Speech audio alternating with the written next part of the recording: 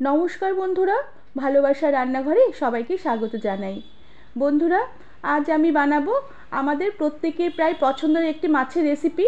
আজ আমি বানাবো রুই মাছের ঝাল। খুবই অল্প সময়ের মধ্যে এই মাছের রেসিপিটি বানানো হয়ে যায়, আর গরম গরম ভাতের সাথে খেতে দুর্দান্ত লাগে। রেসিপিটি তোমাদের ভালো লাগলে একটি লাইক, শেয়ার আর সাবস্ক্রাইব করে দেবার অনুরোধ রইল। প্রথমে আমি এখানে কয়েক পিস রুই মাছ বেশ ভালো করে বেছে ধুয়ে নিয়ে নুন আর হলুদ মাখিয়ে রেখে দিয়েছি। এবার আমি মাছগুলোকে ভেজে নেব।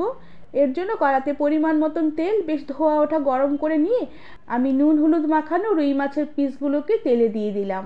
এবার মাছের পিসগুলোর এক পিঠ বেশ ভালোভাবে ভাজা হয়ে আসা অবধি অপেক্ষা করব। আর মাছগুলোর বেশ এক পিঠ লাল লাল হয়ে ভাজা হয়ে আসলে আমি মাছগুলোকে একটা একটা করে উল্টে দিলাম। আর এভাবে মাছের দু পিস বেশ ভালো করে লাল লাল করে ভেজে নিয়ে আমি কড়া থেকে সমস্ত মাছগুলোকে তেল থেকে উঠিয়ে রেখে দিলাম। আমি মাছগুলোকে এইভাবে লাল লাল করে ভেজে নিয়েছি, তবে তোমরা চাইলে একটু বেশি বা কম করেও মাছ ভেজে নিতে পারো। এরপর মাছের ঝালের জন্য আমি একটু মশলা বানিয়ে নেব। এখানে শিলপাটায় আমি হাফ চামচের মতন সাদা সর্ষে নিয়ে নিলাম, তার সাথে হাফ চামচের মতন গোটা জিরে নিয়ে নিলাম, সাথে 2 কোয়া রসুন নিয়ে নিলাম, আর ঝালের জন্য নিয়ে নিলাম 2টো কাঁচা লঙ্কা। এখানে আমি একটি সবুজ লঙ্কা নিয়েছি আর একটি লাল লঙ্কা নিয়েছি, আর সামান্য একটু 1 চিমটির মতো নুন দিয়ে দিলাম। এবার সামান্য জল দিয়ে এই মশলাগুলোকে বেশ ভালো করে মিহি করে বেটে নেব। জিরে আর সর্ষে বাটা হয়ে গেলে আমি 2টো শুকনো লঙ্কা আর খানিকটা টমেটো একটু গরম জলে ফুটিয়ে নিয়েছি।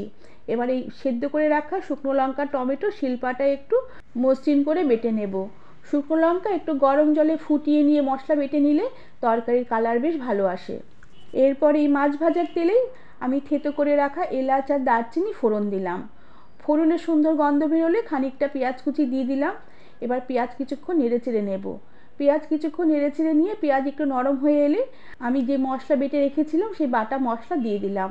প্রথমে সর্ষে আর জিরে বাটা দিলাম, এরপরে টমেটো শুকনো লঙ্কা বাটা, পরিমাণ মতো নুন আর হলুদ গুঁড়ো আর সামান্য জল দিয়ে মশলাগুলোকে বেশ ভালো করে কষিয়ে নেব।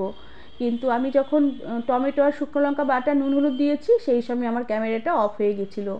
এবার এই সমস্ত মশলাগুলোকে বেশ ভালো করে নেড়ে চেড়ে কষিয়ে নেব তেল ছেড়ে আসা অবধি।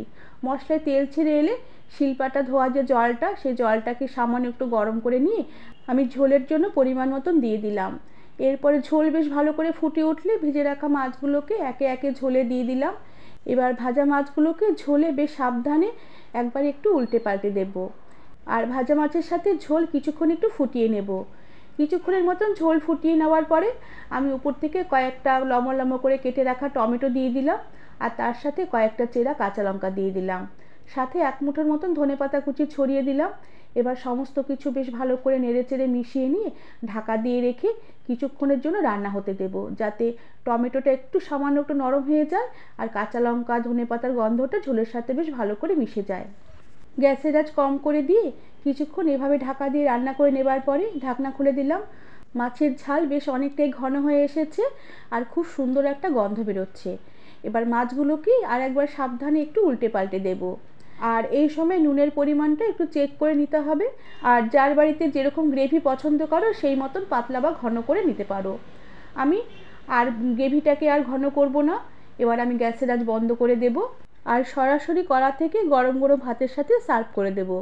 বন্ধুরা, আমার আজকের এই রুই মাছের ঝালের রেসিপিটি তোমাদের কেমন লাগলো আমাকে তোমরা কমেন্ট করে জানাবে, আর ভালো লাগলে একটি সাবস্ক্রাইব করে দেবার অনুরোধ রইল।